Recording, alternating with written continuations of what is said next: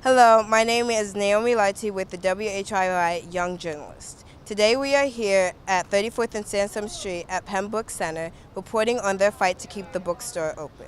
The Penn Book Center has been a staple in University City since 1962.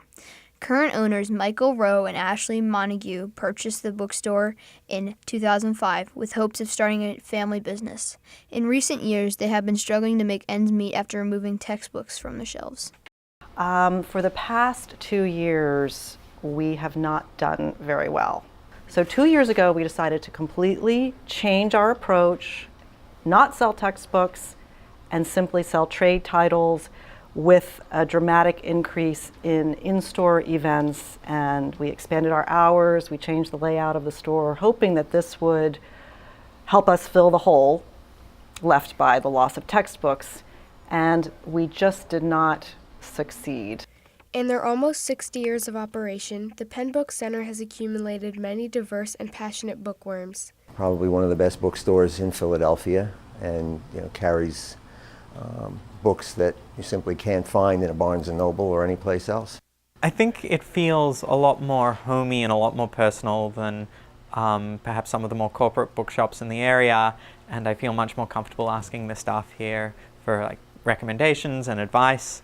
And it feels like people here care about the books rather than about the money that comes out of them, which is something I really appreciate.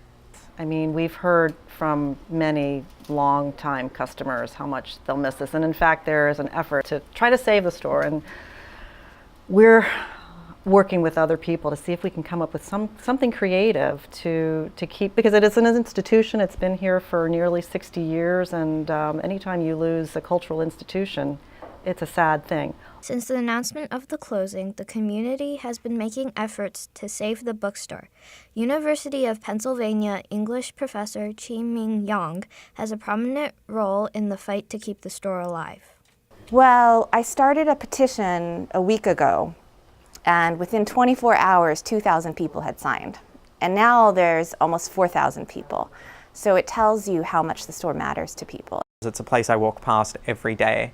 And even if I don't come in every day, I'm always looking at the window and I take time out of my day to think about what's happening in this space. And if I lose that space in my life and other people lose that space in their lives, then I think we as a community will also lose an element of shared consciousness. One main goal of the petition is to gain support from the university, citing the importance of independently owned businesses that bring uniqueness to the Penn community. Penn is a top research university. It's one of the Ivy Leagues. Penn has a lot of wealth and a lot of very smart people who are good at solving problems. So I have a lot of hope that the Penn administrators will be willing to sit down and have a conversation about how to keep this store alive. As much as it's a difficult thing to keep a place like this running, and the university obviously has other priorities, I think it's legitimate to let them know that this is something we value as a community and that would be worth their while and time and energy investing in.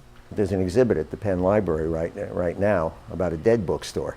Here's a chance to save a live one that's in the same tradition as the Gotham Book Mart. And I've seen too many favorite bookstores closed. This is definitely one of the last. Professor Yang is confident that the Penn Book Center will be saved. For those who are interested, there are many ways to get involved in the movement to keep the historic landmark around. One thing they can do is to sign the petition, which is on change.org. The other they can do is come into the bookstore, buy books.